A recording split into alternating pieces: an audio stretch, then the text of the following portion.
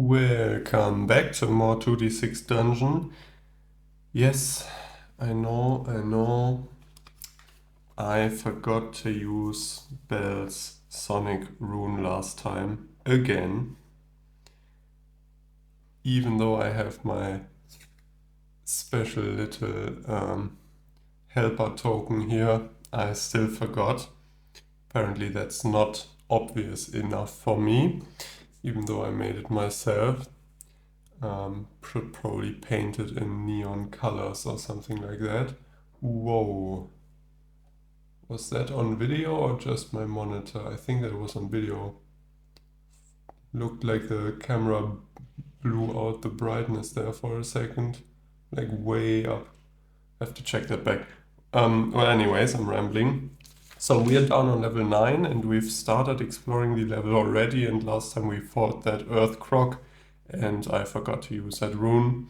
Now it couldn't have helped us against the one maneuver with the 3 and the 1, where we didn't have armor against it, because none of our weapon maneuvers match the primary 3 or the secondary 1. But still, we could have used it on one of the other attacks just to take 2 less damage. Bit annoying still. Okay, so this was a dead end down here. A large room, but yeah, that only had the Earth Croc really. So I'd say let's go to the left here, even though that's a reinforced door, so that'll be locked on 5s or 6s. Let's try our luck. Just about, so that's unlocked. See what we find. A 3x1 corridor with 2 more doors. Okay, I'll have one going up and one going down. Like a little T corridor at the end here. Perfect. And let's check downwards. There's space for a small room there. Ooh, not quite so small. So 6x4 will in this case just be I think a 5x3. And again, this only really changes the aesthetics. I could make this a 6x4 bordering the other ones, but that wouldn't really change how much space it takes up in the whole scheme of things. And it's a normal sized room either way. So let's roll on the level 9 rooms table. A 1 and a 2. Okay, I actually don't have the table open here. The red pillars. Okay, room number 5 will be red pillars. 2 stone pillars have toppled into this space and shattered. Upon the stone, a red fungus has grown. If used in a smokescreen potion bomb, the cloud does 2d6 damage. There's nothing else here. Okay, so I guess we can collect the fungus just like that. Oh, and also I didn't roll for doors because that was bound to be a dead end. Sounds like we can just collect the fungus, and also sounds like I'll have to interface with the whole potion bomb system at some point. Let's see here. Red fungus. Sloppy, but I'll remember, I hope. Actually, let's quickly have a look at the potion bombs, why don't we? Alright, I've pulled up the potion bomb rules. Sadly, there are no printed out cards for those. But essentially, there are 5 different ones. The smokescreen is one of them, and they can be used in combat, but actually I thought they were used like a potion. But they are used a bit differently. You just use them, but you don't lose your turn. So you can just, yeah, it's like a bonus action during combat. So it says here, you will gather items throughout your journey. Many of these can be used to create potion bombs, which are projectiles that can be thrown during your round in combat before your opponent attacks. And there's no penalty for throwing a potion bomb, so you're not prevented from attacking or quaffing a normal potion in the same round. Potion bombs are released quickly in close combat, having been readied ahead of time and kept in a reachable location. So they do take up slots, one of the 5 potion slots. And you would just use inventive usage together with a container, like a bottle or vial. And obviously, if you throw those, they burst, so you lose those containers. And you need water in every case, so we have some bottles filled with water and then some different ingredients depending on what you want to make. And there's a smoke screen which prevents enemies from using movement-based interrupts in the same round that you use it. But we can apparently now make one smoke screen using the red fungi to do damage as well. Then there's a flash vial which blinds the enemy and prevents them from attacking in the same round, which seems pretty sweet. Just entirely, stunning them for one round. There's the dark shell, which sounds very strong. Says black void erupts on impact and absorbs life force as it shrinks away.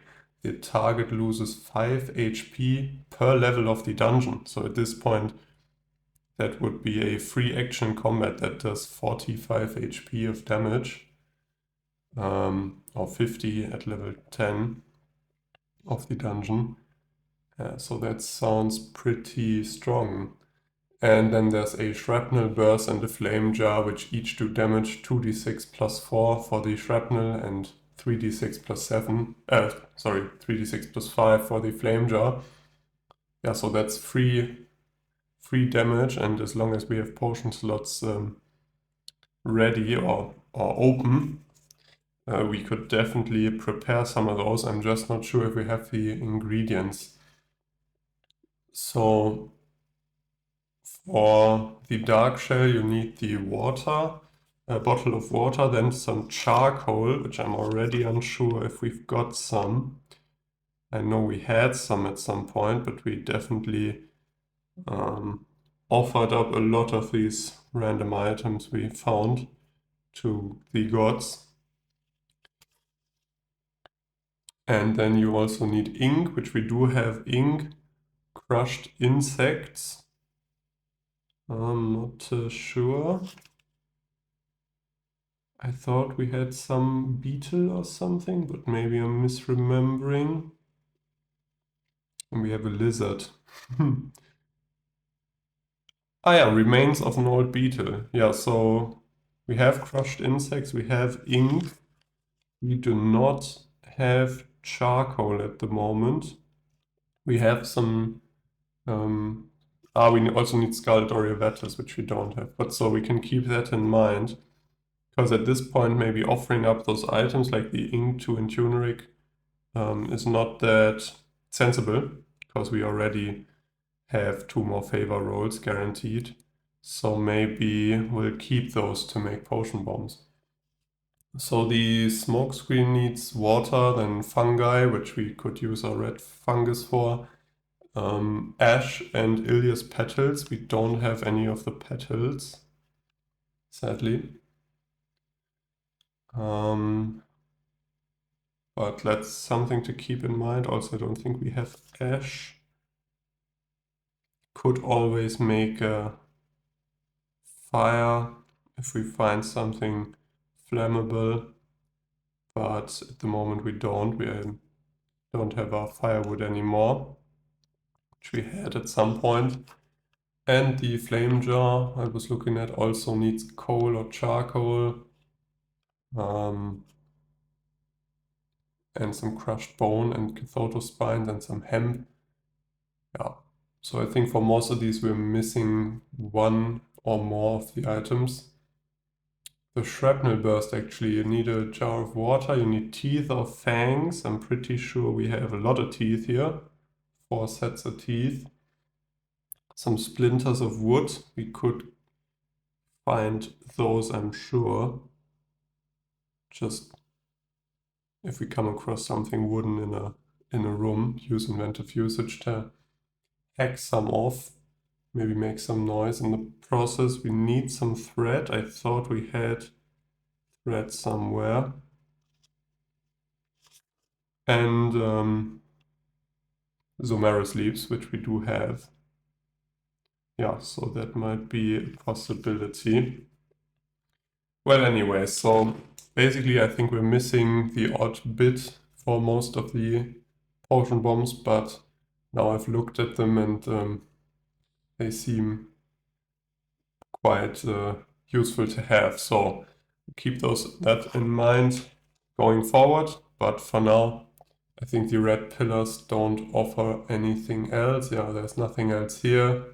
Not unique random exits, which is of no importance for us. So let's just move upwards, move north.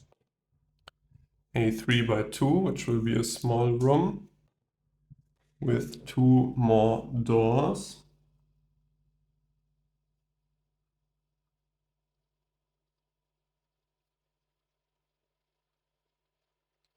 Give it a funny shape, okay. And let's roll on the level 9 small rooms table, which I don't think we've rolled on yet. Did we? Oh, I think the first room must have been a small room. I don't remember. The hacked walls apparently were. Okay, so 9 human teeth. Embedded into a mud-packed wall are human teeth. Mud-packed, sorry, not packet. Embedded into a mud-packed wall are human teeth. You can prize a few free, but many are too impacted and cannot be removed. Okay, so I guess we just gained more teeth for potion bombs.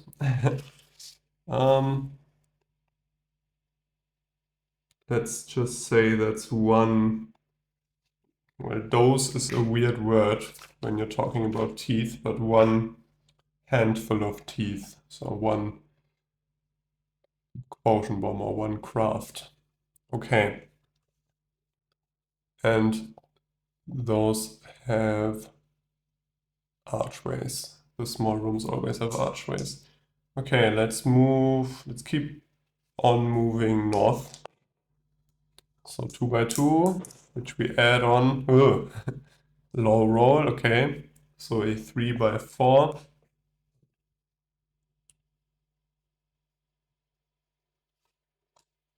That will have no more doors. Okay, so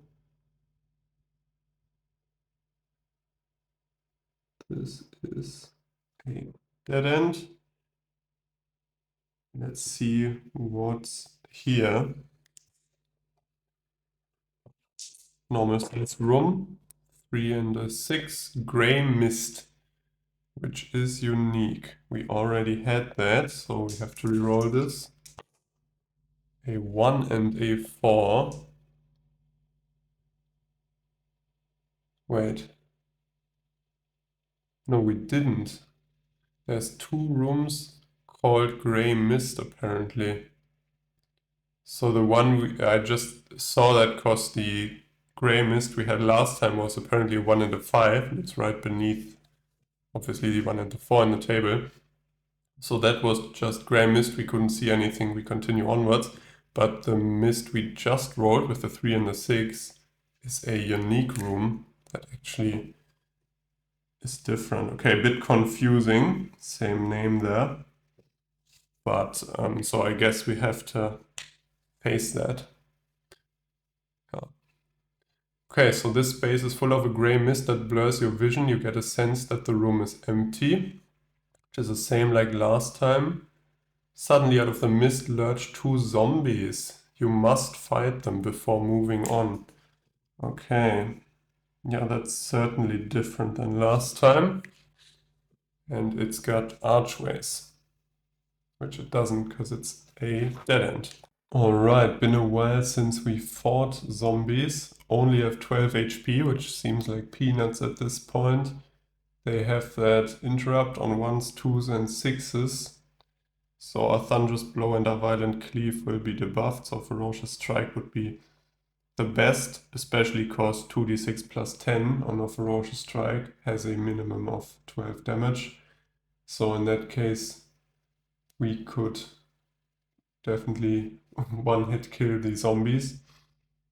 And yeah, the clawed hand is blocked by a great ham, so d6 minus 1. I think this will be piece of cake, but they could always crit us, so let's not get too cocky.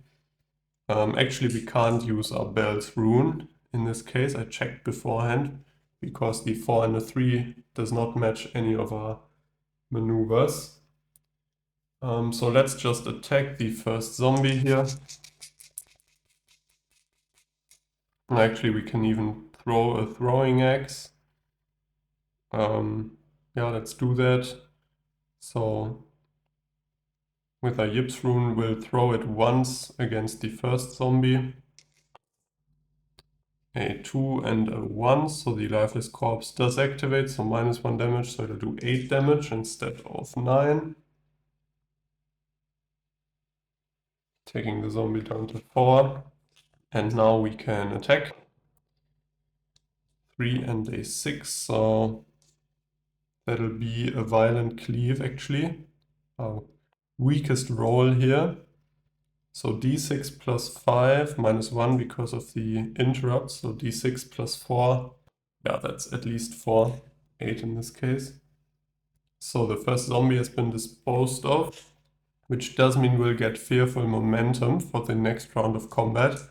You know, if you're fighting several enemies and kill one in the first round, I think it said something along the lines of, yeah, the other ones get scared or you strike fear into their hearts. I don't, yeah. And you gain extra shift for the next round of combat. But first of all, we'll have to get attacked ourselves. 5 and a 4. Only has 1 shift though, so it misses. And now we attack back. 2 and a 4, which is a ferocious strike anyways, because we have 4 shift. So the extra shift doesn't matter. So 2d6 plus 10.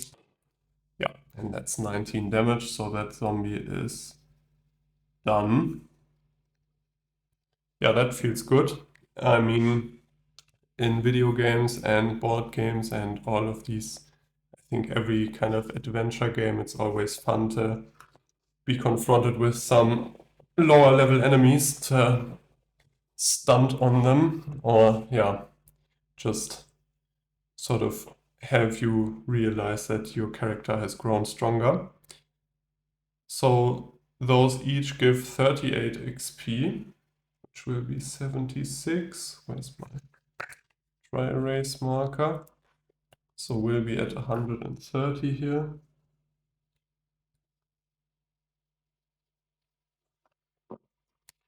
And body search table 1 for both of them.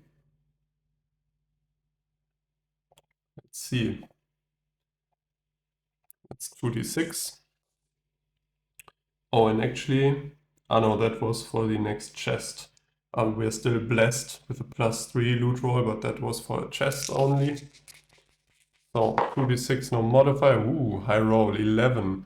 You pat down the body and find a pouch. Inside is 2d6 plus 40 silver coins and 46 plus 30 gold coins. Okay, so 2d6 plus 40 silver, 44 silver.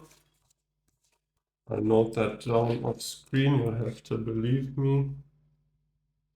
A little card pouch and 4d6 plus 30 gold. Now here's the big one. Ooh, and that's some nice rolls. Okay, so 12, 14, 19 plus 30, so 49 gold coins. Not bad. For that fight, I'll take that any day. And actually, that was only the first zombie, right? We get to roll a second time on the body search table. Hope for something similar. Ah, not quite. Okay, so 7. There is a golden chain around the corpse's neck, and it is worth 3d6 plus 10 gold coins. Still not bad. And that's another high roll. My god, okay, so 15 plus 10, so 25 gold coin chain. Chain 25 gold coins. Not bad. Okay, so I'll show you the card after all. So we're at 320 gold and 86 silver, which will be another 8 gold, but so around 320, and then the treasure we have is another 44, so half that will be another 22. So we're at 340 gold. Still a bit to go till we can buy that piece of armor, but we're heading in the right direction, I'd say. But we aren't on the map because that's a dead end. So let's turn around and see. Do we want to head to the complete opposite side of the dungeon?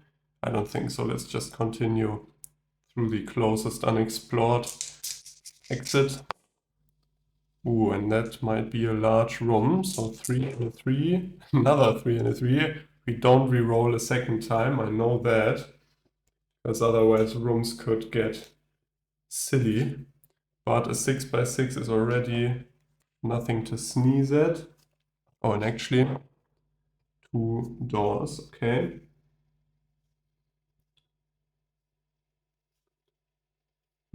I think I'll roll for the room type first on the large rooms, just so I maybe can give it a shape according to what the room actually is, what kind of room.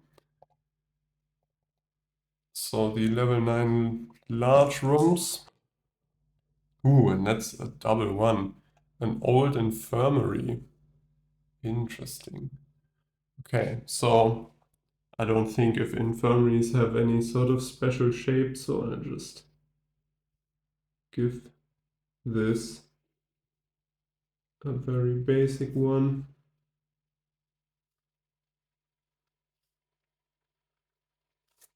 But kind of something different. Instead of just a square. So room 7 is an old infirmary. Now this is unique. And sounds kind of cool actually. What kind of doors does that have? Reinforced doors, okay. Let's read here. This room is lined with single beds and hammocks. It is long abandoned. Dust covers everything. A zombie and a skeleton rise up and lope towards you. You must fight. Okay. Another zombie. And another skeleton. I say another, but it's been a while since we have fought one of those. I do believe we did at some point. Alright, there does not seem to be a card or an enemy in general. I even looked in the digital PDF, did a search. That's just called a skeleton, so I'm assuming what's meant is a skeleton warrior. And that's just missing the full name there, because it just says a zombie and a skeleton. But yeah, the only skeleton sort of enemy is the skeleton warrior, and they're both level 2, so that seems like it would be the one. So yeah, so zombie we just saw, skeleton body void on primary 3s and 4s, which we don't have, so the interrupts don't concern us. We can protect against both of the maneuvers. Now the bottom one actually will do no damage because it's d6 minus 3 and we have a minus 3 on it. The top one will be d6 minus 4, so it still does some damage. There are actually special rules for if your armor completely counters the maneuvers that an enemy has, you instantly kill them. Or you don't have to play out the fight, you just instantly win the fight. But that's not the case here, because it's got that sword thrust as well. But we can certainly see if we can kill one of them in one hit and gain that fearful momentum. What's worse? Probably the zombie does more damage, so let's target that one first. Okay, so I won't be using any sort of potion here. Oh, actually, you know what? We can throw our throwing axe at the skeleton and potentially... Ah, no, it's got 10 HP. Okay, so let's throw our throwing axe at the zombie. Double 3, so no interrupt, which means 9 damage. Just already a good start. We could throw it again to kill it and then attack the skeleton. But again, I don't know if then we are running the risk of losing it, if it deflects it using the interrupt. No, let's just attack the zombie. 6 and a 3, which will be a 6 and a 4. Ferocious Strike. 2d6 plus 10 damage, 18 damage, bit overkill. Zombie is dead. We gain that fearful momentum again. So, and this is round 1 of combat. Skeleton attacks us. 6 and a 3, can't do anything with that because it's only got 1 shift. Round 2 of combat, we attack ourselves. And now I don't remember how much extra shift the fearful momentum gives. I think +2, but that's actually not important right now. I'm just realizing, because we can reach our best maneuver anyways. 2d6 plus 10. Yeah, that is done. So this is sort of seems like the calm before the storm, like in a video game where you start finding lots of loot and everything calms down and so on, and healing items, and you're like, okay, something bad is coming. So I don't know if I like it or don't like it, but I certainly like rolling on those body search tables. And actually the skeleton gives more XP than the zombie, really. So 78 should put us at 208 here.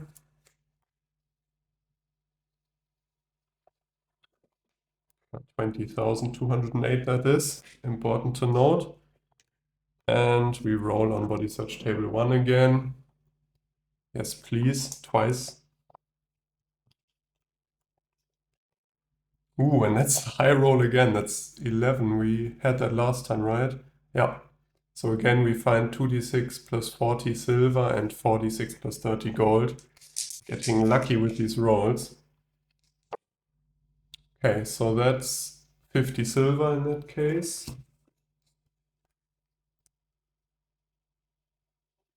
And now for the gold. Yeah, not bad again. So 16, so 46 gold. Wow. And that's cash, so that doesn't get halved. And we don't have to barter for it and so on. That's just cold hard cash. Okay, so that was the first enemy. Let's say that was the zombie. Now let's search the skeleton. 2 and a 5, which is a 7. So there's a golden chain. Again, okay, so these are the same rolls as last time. Funny, okay. Again, 3d6 plus 10 gold coins chain. Ooh, low roll there, so 6 plus 10, 16 gold coins. But still not complaining. I like fighting these one-hit enemies and gaining about 50 gold for each for each fight, that is. Okay, and was that the entire large room? Yeah, you must fight, reinforce doors, unique. And let's continue on from the old infirmary. No, I didn't keep track of the time. Let's do one more room, why not? Haven't even taken any damage since we started here.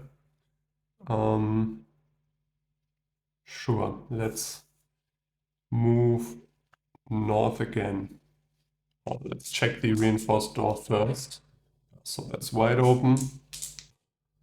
And that's a 6x2 with 2 more doors. Let's put that here like this. Have one going up here. And let's have one going to the side here. Even though that's a bit not that smart actually to not have one going upwards from here, but sure. I like how this dungeon layout is coming along. Very dense so far, not a lot of dead space, but just like how it's looking. Especially now that I've started giving the rooms some more interesting shapes again. I actually kind of wanted to do a level that's fully cave-like. If you remember, I did the starting room on one of the earlier levels. I don't remember which one. Say level 5 or 6 if I had to guess, but not sure.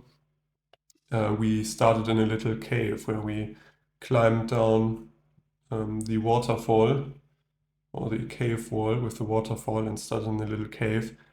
And I kind of wanted to make one of the floors entirely cave looking, just aesthetics wise. But I don't know, it doesn't really fit with this being a dungeon and a human built structure. Okay, but I'm yapping again. Okay, so room 8, let's roll here. 3 and a 5. That is a green chamber. Oh, and actually that's unique. And that's 50%, yes, so that's one of those rare rooms you can only, or special unique rooms, which we have to fight one at the end. I'm just doing a quick scroll here. So apparently there's two. There's the lava sanctum and the green chamber, and one of those will have to fight by the end of the level, or have to have fought. Now I think we're not 50% done yet.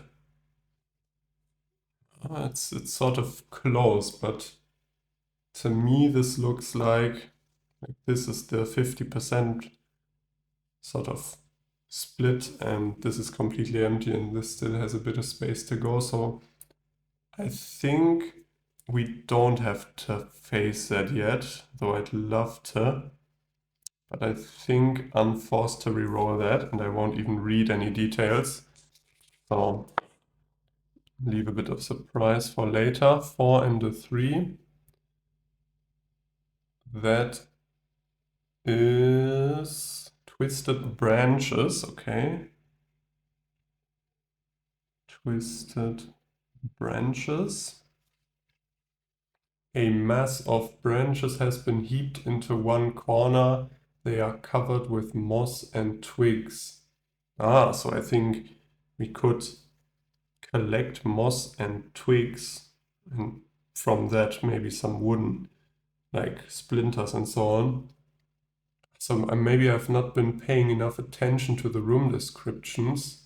I always thought the descriptions were just mostly fluff, but I guess the description of the room itself for inventive usage tells you what you might be able to do, but also for these sort of ingredients you might have to collect, where the game doesn't explicitly go, here you go, a shroom, a fungus, or a piece of moss in a pouch, but you actually have to collect those yourself.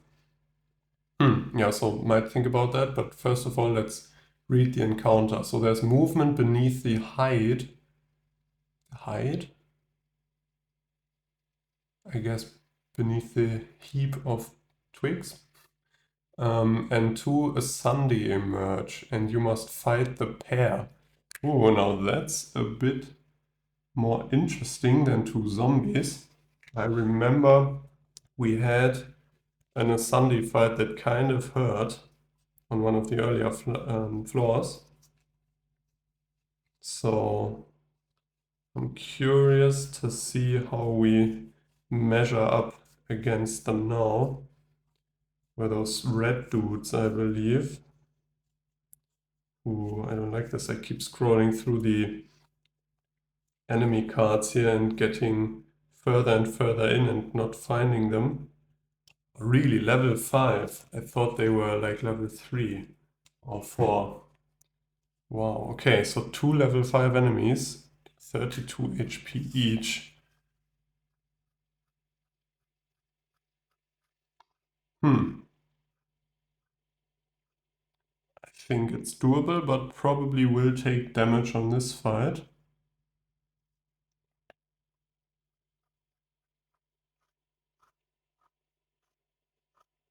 Okay, 32 HP each, but that will give some nice XP as well, but no treasure. Okay, I should hold it up to the camera so you can actually see. So primary 2s and 3s, we do have a primary 2 on a violent cleave, bone spikes on secondary 1s and 6s, only the secondary 6 on a violent cleave. So actually our 2 good maneuvers are unaffected, which is great. Double 2, which we can block using our gauntlets. 5 and a 6 we can block using our scale jacket. Now both of those we can also block thanks to our violent cleave using the Bell's rune. So we'll just do the first one that hits us to have it out of the way. And and that special attack where we lose another 4 HP next round. Don't like that. Okay, yeah, this will probably be the final fight for this video, because I think we're running a bit longer already, but I don't want to end it now. That would be kind of, I don't know, I'd be annoyed myself watching that. So let's just try to get this over with as quickly as possible. Don't really have a potion we want to use. No, HP looking fine at the moment. Okay. Let's actually throw our throwing axe at the first guy. 6 and a 1. Yeah, so the bone spikes activate on secondary ones. So only 8 damage. But hey, it's a quarter of his HP gone. And let's attack him as well. Him or her, I'm not sure. It, the creature. 3 and a 2. So that's just out of Ferocious Strike range. So that'll be a Thunderous Blow. But again, that's not weakened by any interrupt either. So 2d6 plus 9 at least. 15 damage, not bad. So another 8 and another 7. And that was round 1 for us. Now we have to take 2 attacks. Double 3. Can't get to that special, the Savage Bite, but will do the Spiked Fist.